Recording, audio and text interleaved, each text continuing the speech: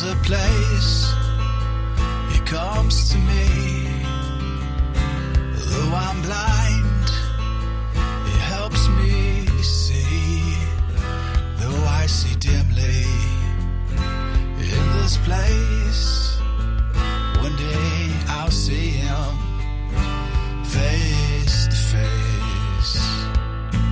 This is Kurt Kaikkonen, pastor of Calvary Chapel, Waterford, at your neighborhood church. Today on Face to Face, we'll be in the book of Joshua. So grab your Bibles and let's get started.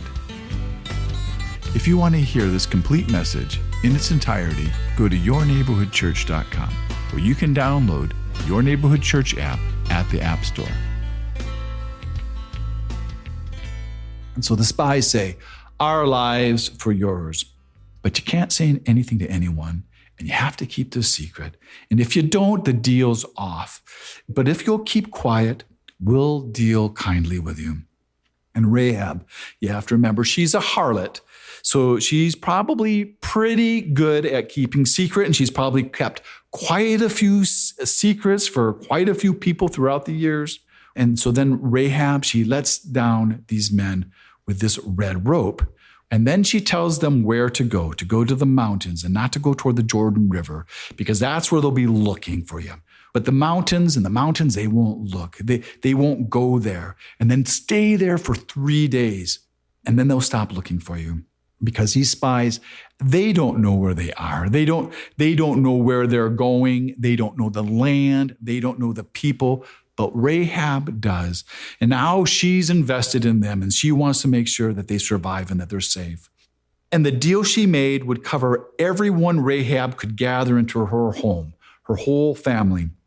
But they had to stay in the house, and she couldn't tell them. And she had to tie that red rope on the outside of the window, that same rope that she let them down the wall with.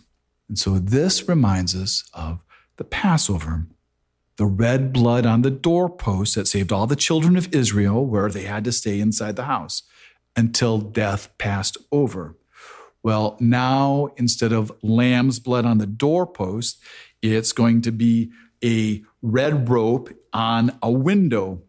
So Rahab's family is saved exactly the same way that the children of Israel were saved.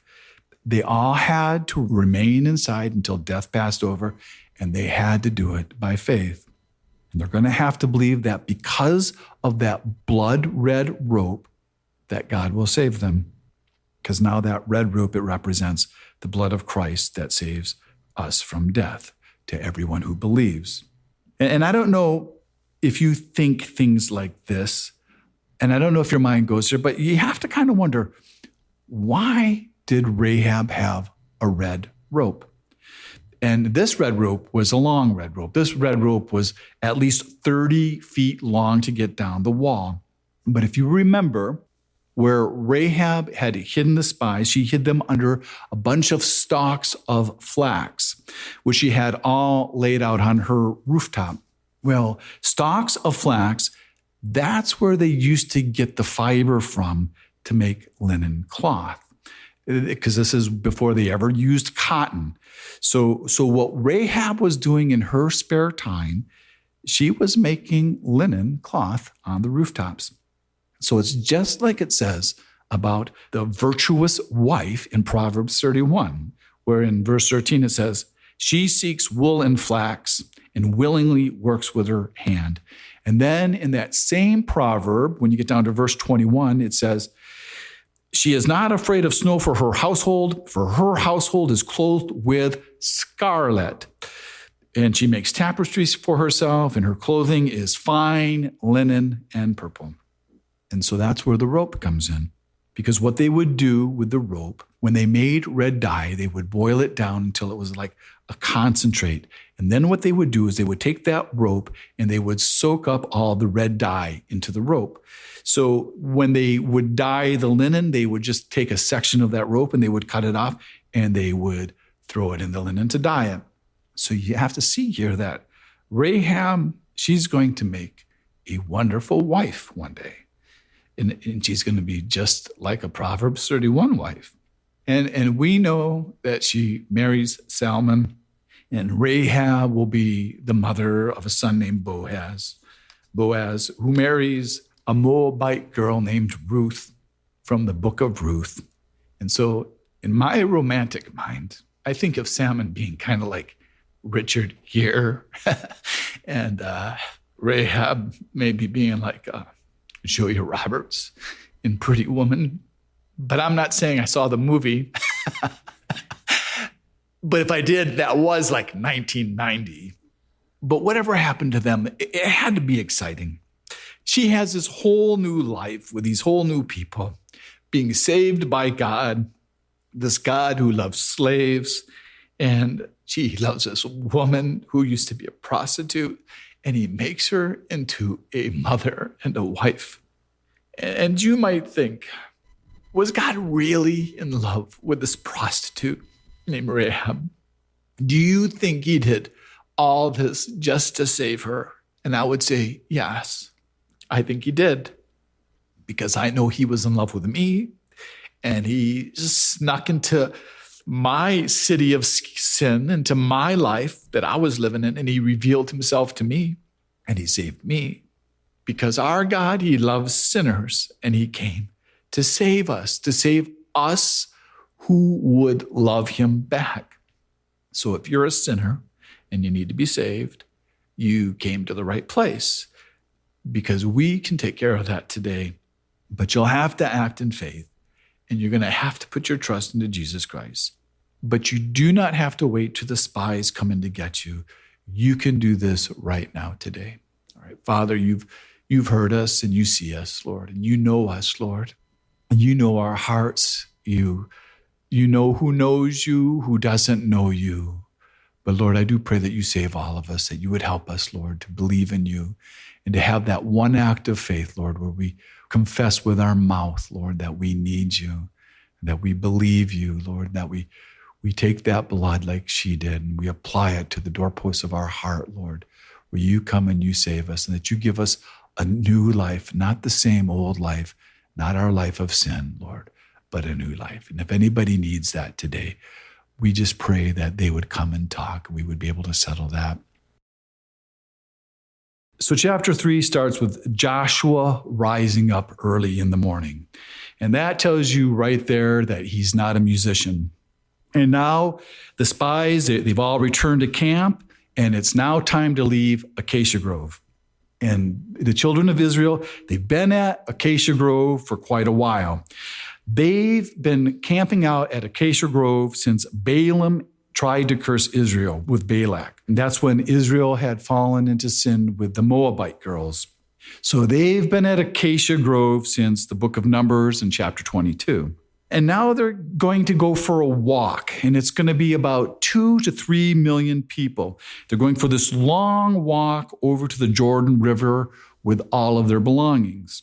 And they're going to be camping out at the shores of the riverbank, which is about 10 miles away from Acacia Grove. So this is going to take them about the whole day to get over there. And then the officers, now they're going through the camp, and they're telling the people that when you see the Levites and the priests setting out, that you're to go after them, but you're not to crowd them.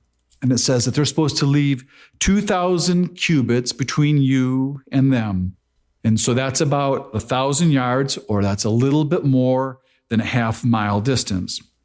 And the people, they're going to have to leave this space because they're going to need it to be able to follow the ark. Because up until this time, the ark of God, when it traveled with the children of Israel, it traveled in the middle of them as it journeyed. And what they followed is they followed the pillar of cloud and fire, which represented God's presence. But now they're following the ark itself, which is considered to be God's throne, considered where his presence dwells. And so this is all different because now there's no pillar to follow. So there's nothing going before them that's high all the way up into the sky where everyone could see where it was when they traveled. So they'll need this distance of a half a mile that will let everybody have a view of the ark so they can see when it turns and where it turns, so they'll be able to follow. Or else they would just all be like crowded all up around the ark, and no one would be able to see where it turns, and everybody would be bumping into everybody, and all you'd see is the back of the person's head in front of you. Because you have to remember, this is millions of people with all their animals and everything they possessed. And the instructions are given to the people from God, and it's very clear, you don't know the way. You have not passed this way before.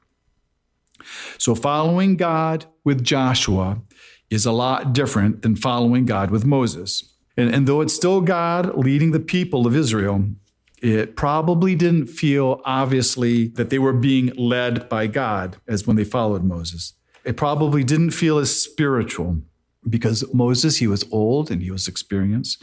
And Joshua, he's not young, but he's the new guy and he's a little younger, and he's definitely not as experienced as Moses. And we don't know if the ark of God was covered here, but the ark of God was usually covered when it traveled, and it was covered with these special tarps that were made from animal skins. But the following of the ark here seems to be the most important thing in chapters 3 and 4, because the ark is mentioned 16 times in these 2 chapters, and it's actually mentioned 14 times in just 17 of the verses. All right, so now Israel, they're going to be spending the next 3 days at the river banks at the Jordan River. And so the first day, it probably took the whole day just to travel the 10 miles. The second day, they probably all rested. And on the third day is when they received their instructions to cross the Jordan.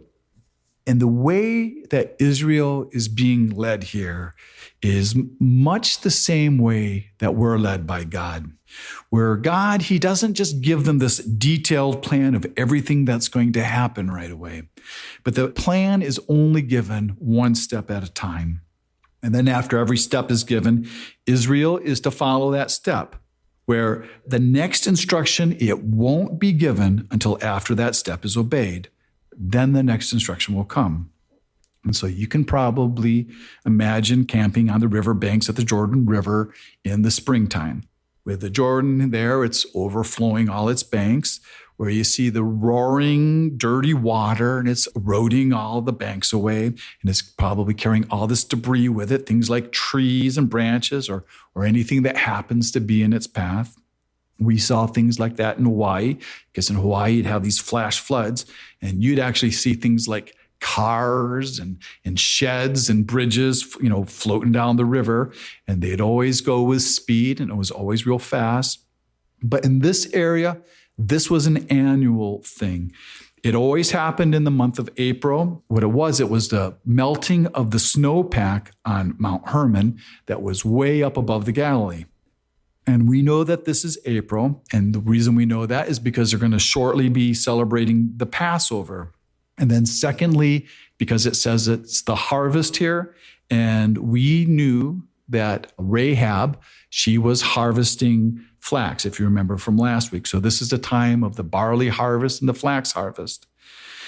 And the Jordan River, even when it wasn't flood time, the Jordan River in this area was 12 feet deep. You've been listening to Face to Face. Face to Face on this radio station has been provided by Your Neighborhood Church. If you want to help support Face to Face and put this program on other stations just like yours, you can contact us at yourneighborhoodchurch.com or write Your Neighborhood Church, P.O. Box 500, Romeo, Michigan 48065. There's a place he comes to me. Though I'm blind, he helps me see. Though I see dimly in this place, one day I'll see him face to face. Tune in again tomorrow at this same time as we continue to go through the Bible.